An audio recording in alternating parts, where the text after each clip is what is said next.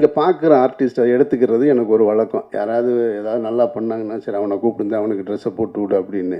அப்படியே ஒருத்தனுக்கு மாட்டி விட்டேன் தெரியாதனமாக ஒரு இன்ஸ்பெக்டர் ட்ரெஸ்ஸை. அப்போ நடிக்கவே மாட்டேன்றான்.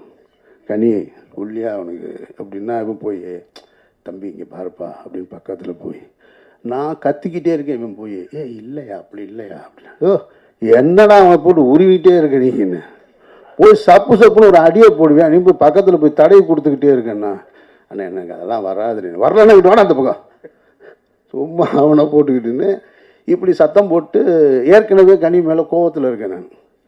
அவனுக்கு ஃபைல் எடுத்து நல்லா 2 அடி டம்முன்னு போட்டவுடனே டைலாக் வந்துருச்சு அவனுக்கு.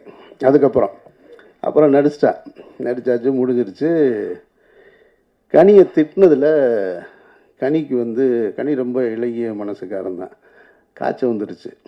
பொண்ணுன்னே சொல்கிறாரு சும்மா ஒருத்தன் வேலை பார்த்துக்கிட்டு இருந்தான் அவனை கூப்பிட்டு